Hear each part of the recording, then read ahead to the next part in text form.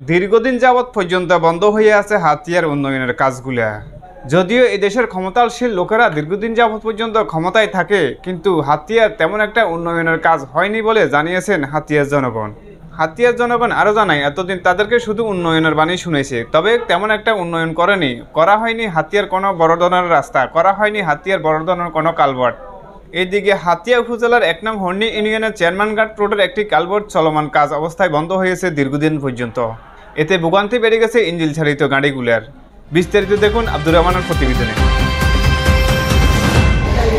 হাতিয়ায় ১ নং হর্নি ইউনিয়নের চেয়ারম্যানঘাট রোডের একটি কালভার্টের কাজ বন্ধ হয়ে পড়ে রয়েছে।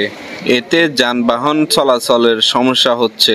কালভার্টের কাজটি আওয়ামী লীগ সরকার পতনের পরপরই বন্ধ হয়ে যায় বলে জানিয়েছেন এলাকাবাসী। এলাকাবাসী জানান, কালভার্টে পুরাতন রড এবং কণা ব্যবহার করেছে। এবং এই ব্রিজের মধ্যে কি ব্যবহার করছে আমরা দেখেন, এই যে পুরাতন রড, নদীর কূলে মসজিদ ভাঙ্গা রড এবং এই বিল্ডিং সাইক্লোন সেন্টারগুলো ভাঙ্গা রডগুলো আনি এখানে ব্যবহার করতেছে। এই যে আমরা দেখেন নিজের চোখে কি অবস্থা, পুরোটা এইভাবেই দেওয়া হয়েছে, এখানে প্রমাণ আছে। এখানে যদি এই পরিমাণ রড থাকে, ব্রিজটা যখন শুরু করছে তখন কি পরিমাণ রড এখানে ব্যবহার করছে, বাইরের থেকে পুরান রড আনি আপনারা নিজের চোখেই দেখেন। কালভার্টের পাশের বাঁধটি যে কোনো সময় জোয়ারের পানিতে ছিঁড়ে যেতে পারে, পরে দেখা দিবে গাড়ি চলাচলের সমস্যা। ওখানে একটা বাঁধ দিয়ে মোটামুটি গাড়ি ঘোড়া আসা যাওয়ার একটা পথ করছে। সামনে কিন্তু আরো বড় অমাবস্যার যে কাঁড়ালটা আছে, ওই কাঁড়ালে যে এরকম একটা জোয়ার আসবে, ওই জোয়ারে কি বাঁধটা থাকবে না? চলাচলের আমাদের কত দুর্ভিক্ষ অবস্থায় আমরা পড়ে যাবো।